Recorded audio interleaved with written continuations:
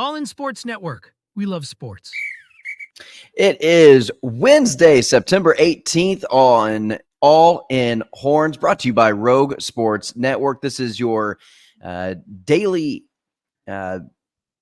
hit of Longhorn news.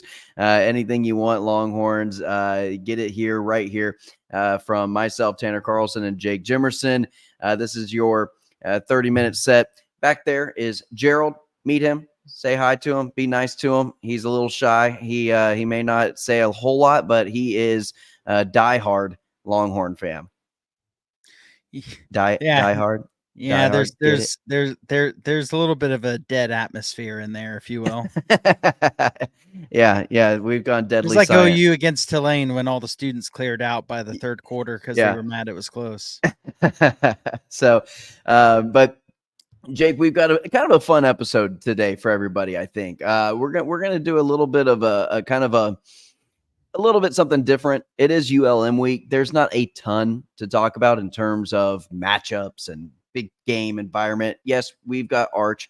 Yes, the injury history with Quinn Ewers and kind of how he is getting along in practice and his recovery status. But again, all that is going to be held very tight to the chest within the program, and Sark's not going to let too much out. They do that more so in college. In the NFL, you can get much more updates on injury news and things like that. But we are going to do a little bit of a fun segment towards the end of the show. We want to talk about a few things. I did want to talk about the health of the team while we're speaking on the topic.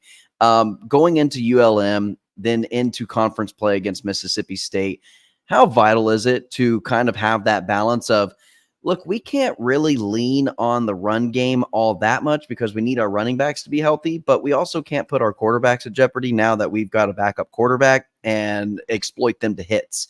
Where's that line?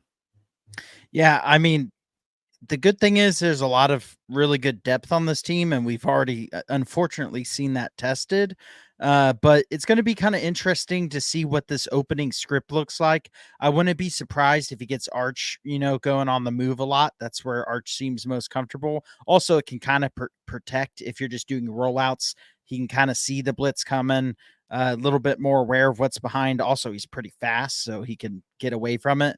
But we haven't seen him really hammer a team with the running back so far.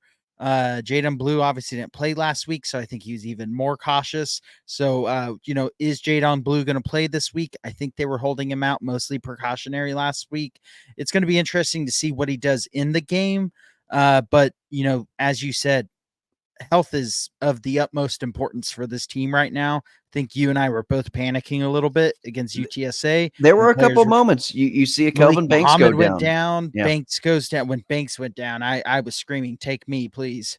I mean, have both my knees, have whatever back injury, whatever it is that he's hobbling, you can have it. Take mine. But yeah, that's always going to be a big thing when you're playing an opponent you expect to beat. We're going to get into ULM later this week. Maybe they're a little better than we were thinking at the start of the year.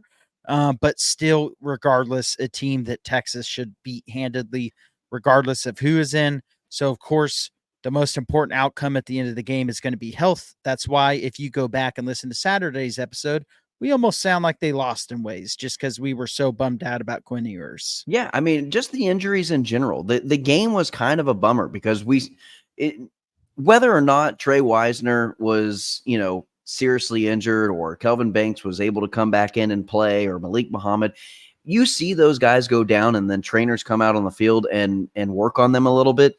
It makes your heart stop. It's an emotional toll. You're emotionally invested in these players. Whenever they don't get up after a play, it kind of takes a little bit of out of you as a fan as well. And so I think it was just an emotional night in terms of, can we just get out of here healthy? For goodness sakes, everybody's dropping. And so it's like, it was just kind of one of those nights. So whenever we recorded our immediate reaction, our reaction was kind of dull and somber and just kind of exhausted and just, man, what's happening? We've already lost running backs in the offseason. Like, this team, the only thing that can derail this team at this point in the season is itself, and that's with injuries or whatever it may be that is getting in the way of this team's success. And it doesn't seem like it's outside factors. It seems like it's all internal, and I hate seeing that. And so, it was kind of a long night for us, but things are looking up. They're looking optimistic. None of those injuries seem to be long-term injuries. They all kind of seem to be just nagging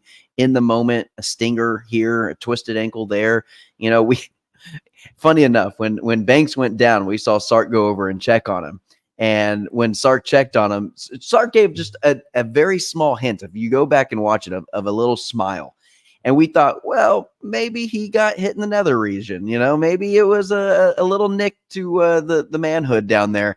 And so, and Sark was able to laugh it off with Kelvin Banks. So those types of things, it's just not fun to see your star left tackle go down on one knee.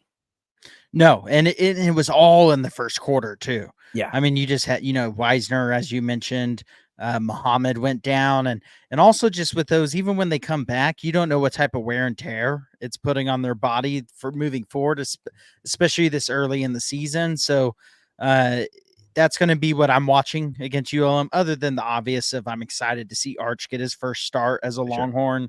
If you'd have told me 4 years ago, Arch Manning would be a Longhorn and would be making his, first start in his redshirt freshman year, I probably wouldn't have believed you. So there's a lot to be excited about, even though it is a team that Texas should handle. But I'm still going to just be hoping that at the end result, a Longhorn win, obviously, but that's expected, but more so just, do they come out healthy? It's almost looking at it like a preseason NFL game. Did everyone stay healthy? Okay, that's a win. We'll check that off the list. Hey, just real quickly, we're going to touch a little bit one more time on UTSA, then we'll close that chapter and we'll move forward to ULM officially. But something we didn't get to mention, the show got ahead of us and we never got to really talk about it, and we really wanted to. We had it on our talking points, but the father-son moment that we experienced on the sideline with Steve Sarkisian and his son Brady didn't know Brady was getting into the game. The defense coordinator just threw him out there. That was the defensive personnel. And Sark kind of looked out there, did a double take, said, "Is that number 30? That's 32 out there." Takes off his headset and has a moment of just being a dad. Was not coaching, didn't have that moment, and was able to share that father-son moment. And he went over to the defensive coordinator. He said, "I felt like any other dad." I said, "Why didn't you blitz him? What are you doing? Get him after the quarterback, guys." And so I just think that's great. He's able to disassociate himself from coach and dad. No, and it's a deserved moment for him. He's been working nonstop since he got to Texas to get this program turned around. And it was just cool I noticed his headset was off when we were watching. I didn't realize his son was in, and that was why. But I remember it's funny because I remember looking up at the screen when we were recording and thinking, why is Sark's headset off when they're still playing? Because I just never had seen that before. But then I just brushed it off and said, he just took it off because the game was over or whatever. But pretty cool for him and much deserved to get to have a moment like that where he got to stop coaching for a second, be a dad, because these college football coaches, they sacrifice a lot of time with their family. I'm sure Sark, sacrificed getting to see his son play Friday Night Lights pretty much his whole career, maybe got to catch 1 or 2 games here or there. Right. And so for him to get that moment's pretty special for both him and his son. Yeah, for sure. And recorded half a tackle, by the way. So, maybe trying to push for some PT over Anthony Hill one day, Hopefully we'll get to see him in again this week. That'd be nice.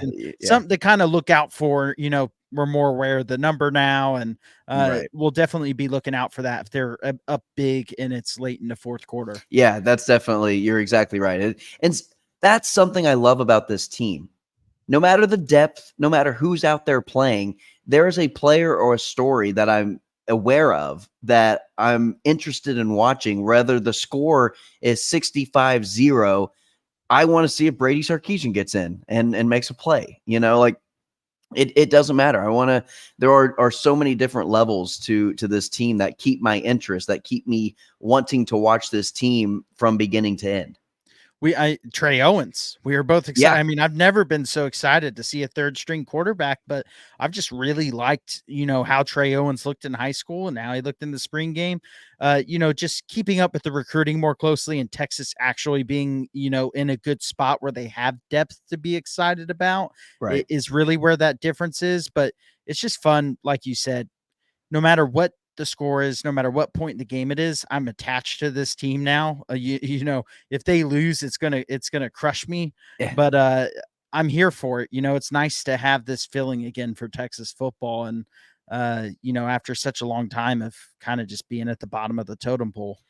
All right, Jake, you ready for some rat poison here on this Wednesday afternoon? So I did a little digging, and I don't know why I did this, but as a fan, you get excited and you get bored at work if you got 30 minutes to kind of waste on your phone. And so, according to ESPN Analytics, I went through every single Texas game. Texas has at least a 70% chance to win every single game this season. The lowest percentage that they gave Texas of winning is against Georgia at home, and that game is set at Texas being favored by 70.4% to win that game outright against Georgia. Everything else is higher than that, and in fact, it's much higher than that. I think the second lowest, I want to say, was like 78 or something ridiculous like that. What does this do for you, Jake? Nothing. I didn't even want to talk about this. I saw this earlier today. I didn't send it to you. I was hoping you didn't see it. Yeah. Because this is just pure rat poison. The Georgia one is crazy. That's insane. It's it's asinine is what it's crazy. Don't need Kirby Smart to see this. I mean, goodness. He got the team believing they were underdogs against TCU. And they came out and bludgeoned them. I mean, that Georgia one makes no sense. The Red River rivalry should never be this slanted. I don't care how the two teams are. That one should stay at 50-50. No, I don't care if one team is winless and the other team is number one in the country. That game is 50% every year. Yeah, I mean, that game is crazy to me. Even at A&M, I think they had like a 16%, 15, 13%, something like that chance of winning. That's crazy. That game's going to be way tougher than that. And I get it. They're saying if they played it 100 times, this is how many times they think Texas win. They're not saying they're going to win by 30 points in all these games, but it does if nothing Texas for and me Georgia plays each other 100 times, Texas is not winning 70 of those times. I don't know. They're just, even if they were all in Austin, they wouldn't win that many times. And we still I still want to see this defense play a competent offense. Colorado State's offense does not look as good as I expected it, and keep in mind that's talking about Colorado State expectations. Michigan's offense was one-dimensional, and Texas was able to take away that identity. And again, I was about to say Michigan doesn't even have an identity. Play. Yeah.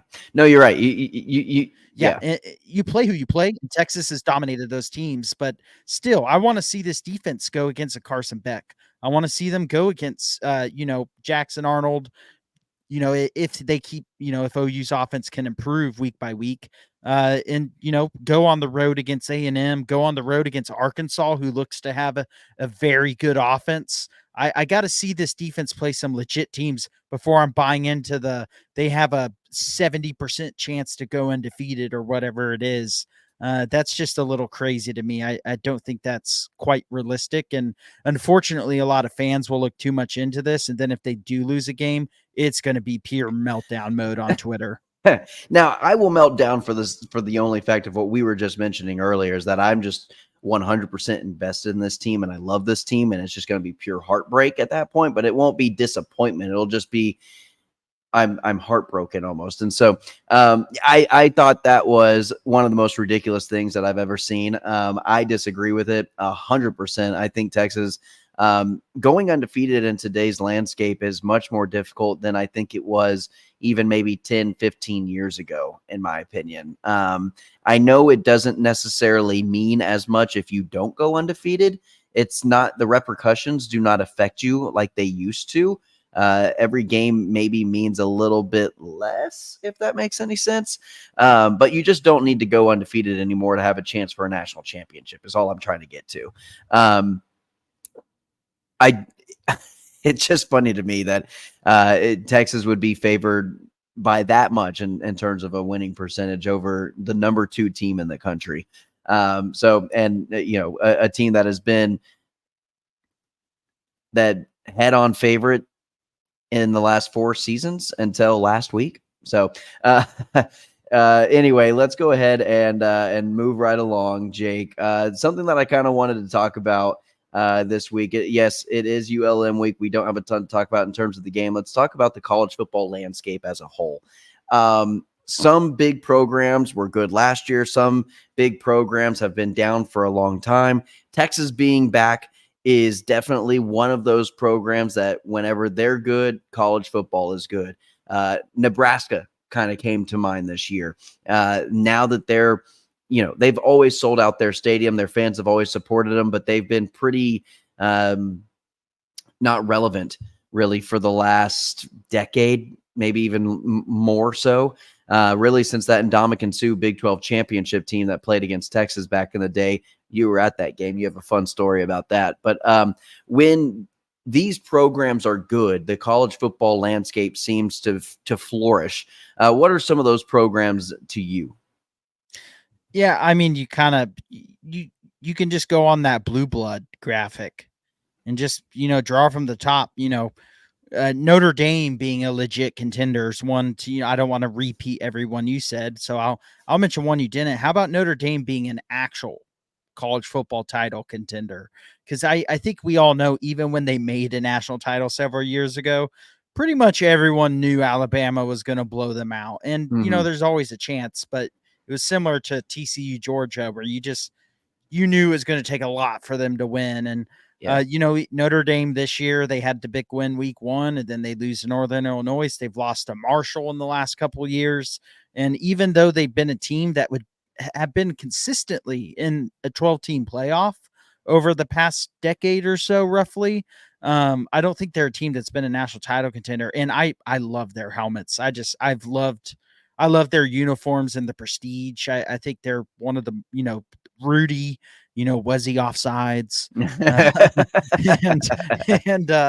But yeah, I'd say Notre Dame is one of those top programs for me that definitely is up there. And Texas, is obviously one of those as well that has been gone for a long time from the limelight, just returned last year and appears to be still obviously dead center in that as the number 1 team in the country currently. And so we're kind of seeing a blue blood revival this year.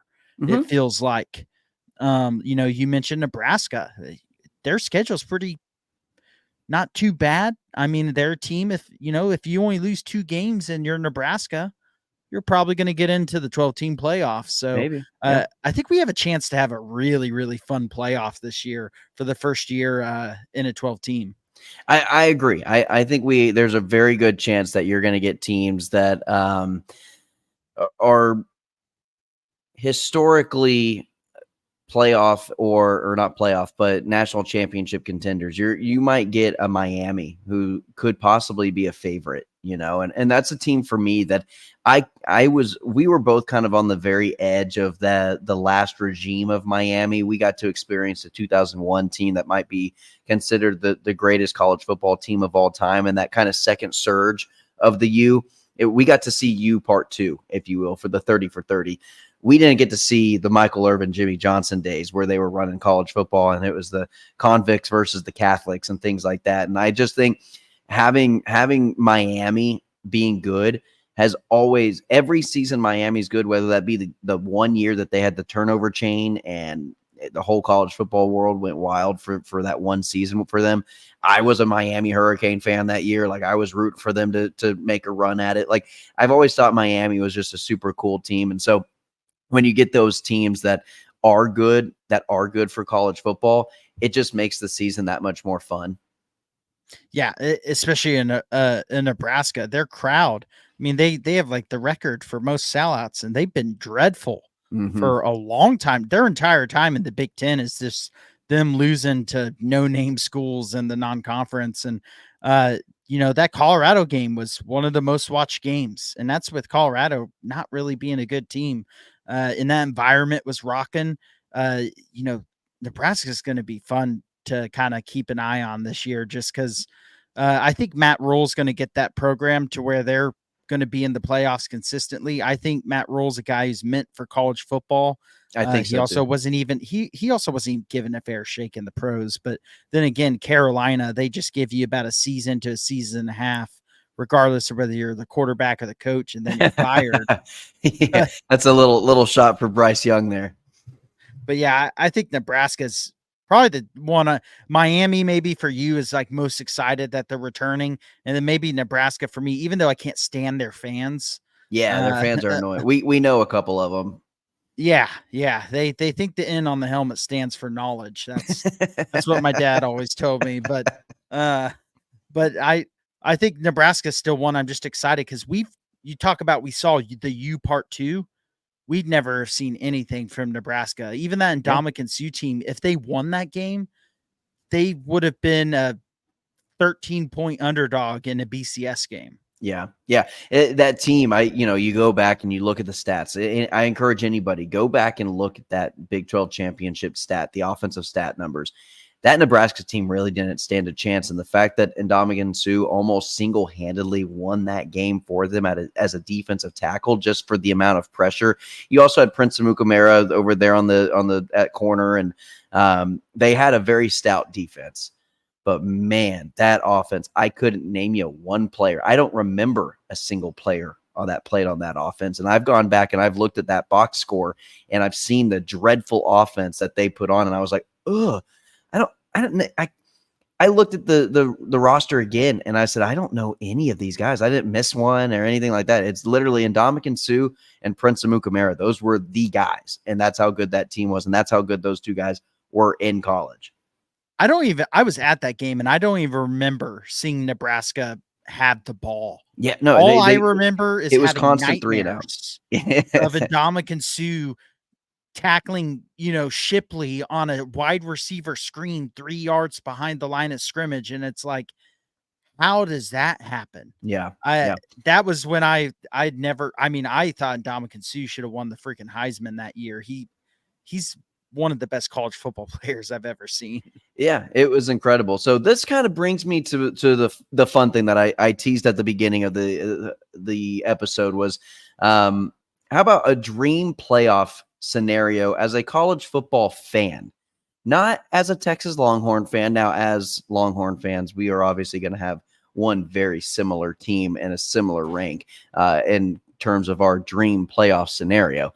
However, dream playoff scenario as a college football fan. These can be your favorite football teams.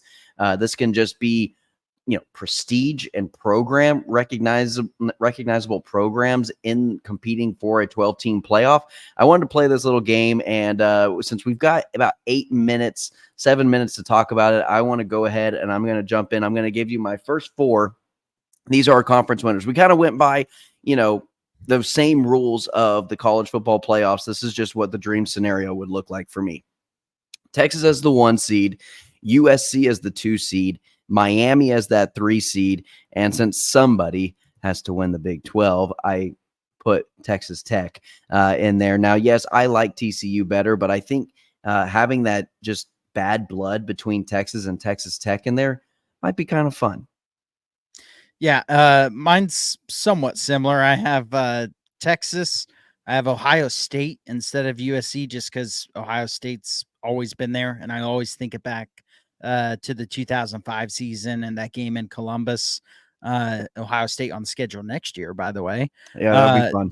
And I have Miami as well, and then I have TCU, and that's just more because I actually feel bad blood towards TCU. They whipped Texas's butt for about a decade, and Texas could not beat them. Texas Tech has never whipped Texas. They have the Crabtree play, and that's it. That win in Bijan in Sark's second year in Lubbock, that was their first win in Lubbock since the Crabtree play. Yeah. I view Texas Tech as more of a joke. I view TCU as a team who actually, beat the crap out of Texas for some time and embarrass them to a point. Yeah, no, you're right. You're right. I got to give you that one. All right. So And for Texas last thing, Texas yeah. whipped Tech last year in that last game, 57-7. That TCU game wasn't satisfying. They barely squeaked that one out. I need them to. I need a 60-point victory against TCU to feel better. That was a Jordan Whittington savior game, and I will stand by that. A lot of people want to talk about the Adonai Mitchell catch. No. It was the Jordan Whittington play. That's what won them the game that last year. And boy, did it feel good to beat the crap out of Texas Tech on the final game of the season, though. I will say that much. All right, my next 4, I've got Ohio State in that 5 spot. Alabama, just because of the prestige. I mean, Alabama, the Knicks, the modern day dynasty of college football, you cannot mention college football without mentioning what Nick Saban did for that program. And quite frankly, I don't think Kalen DeBoer is really that far off of, maybe not winning 6 national championships in 10 years. Sure, that may not happen.